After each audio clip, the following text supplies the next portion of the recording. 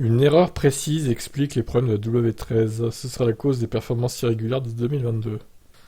Ok. Alors, quelle est-elle, cette erreur? Ça, je pense pas qu'on le saura.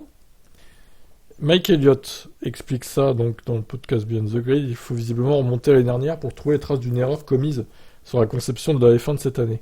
En regardant comment nous avons développé la voiture, je peux pointer du doigt un moment précis de l'année dernière, lors duquel je pense que nous avons commis une petite erreur. Le fait que notre niveau de performance aussi de course en course en est une conséquence. Il s'agit d'un problème que nous avons corrigé, et c'est pourquoi nos performances ont progressé depuis. Mais c'est pas quelque chose qu'on va pouvoir corriger complètement avant un petit moment. On travaillera dessus pour l'hiver. Il n'a pas souhaité donner plus de précision au sujet de cette fameuse erreur, mais il pourrait s'agir d'un défaut situé sur le plancher de la W13. En revanche, le directeur technique explique que le concept sans ponton avait été découvert en exploitant une faille des nouveaux règlements aéro de la Formule 1. Lorsqu'il y a une faille, vous passez l'hiver à l'observer, vous vous dites, est-ce que quelqu'un d'autre l'a repéré?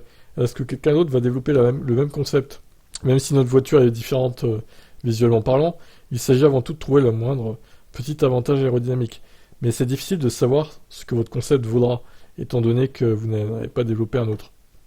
Ce n'est pas ce qui a été le plus déterminant. Lorsque vous regardez nos pontons, vous pouvez penser que les autres voitures fonctionnent très différemment, mais ce n'est pas le cas. Il s'agit simplement d'une solution différente. Je pense pas que ce soit très différent des autres équipes, aérodynamiquement parlant. C'est simplement quelque chose qui nous apporte un peu plus de performance. Ce sont les aérodynamiciens qui ont eu cette idée. Nous demandions ensuite à un autre groupe de personnes, généralement dirigé par notre designer en chef, de voir si le projet était réalisable. Ouais, alors est-ce que c'est le bon projet? Encore une fois, voilà, on peut se poser la question de concept sans ponton. Est-ce que c'est vraiment le bon concept?